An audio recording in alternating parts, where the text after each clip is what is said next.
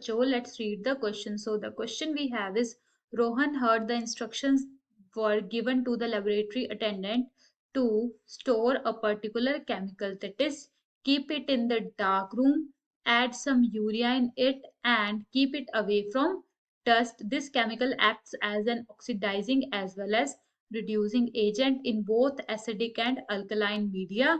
This chemical is important for use in the pollution control treatment of domestic and industrial effluents. Okay, so first one, write the name of this compound and explain why such precautions are taken for storing the chemical.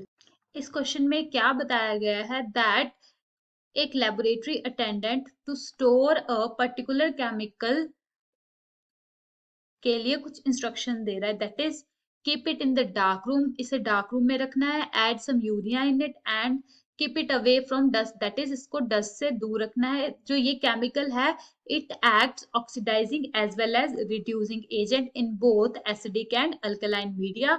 सो ये chemical हमारा important है for use in the water pollution control treatment of domestic and industrial effluents. So जो given information है इसके regarding हमें कुछ questions पूछे गए हैं, तो हमें वो बताना है. So firstly name the right the name of this compound. So हमें सबसे पहले इस कंपाउंड का नेम बताना है. वो कहाँ से आइडिया लगेगा हमें? सबसे पहले तो हिंट ये है हमारे पास that this chemical acts as an oxidizing as well as reducing agent. That is जो हमारे पास ये गिवन कॉम्प्लेक्स है या कोई भी कंपाउंड है, ये हमारे पास एज ऑक्सीडाइजिंग एजेंट भी एक्ट कर रहा है एंड रिड्यूसिंग एजेंट भी एक्ट कर रहा है in both alkaline and acidic media.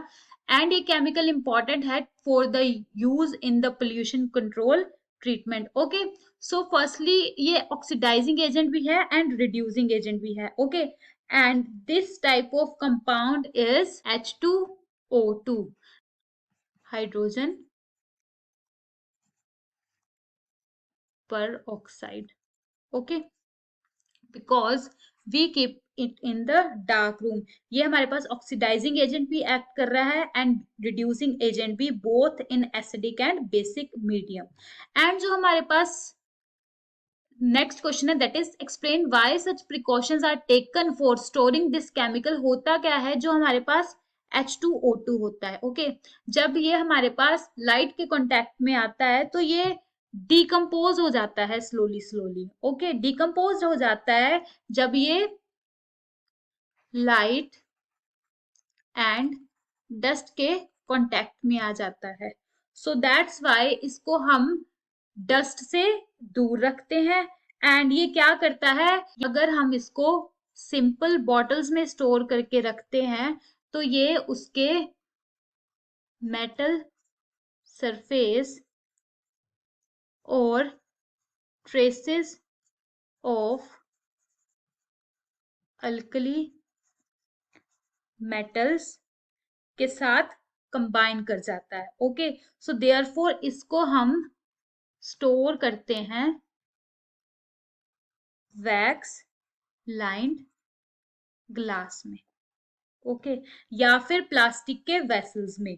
Urea is added as a negative catalyst और stabilizer to check its decomposition. इसकी डीकम्पोजिशन को चेक करने के लिए हम यूरिया ऐड करते हैं, that is urea is added as negative catalyst.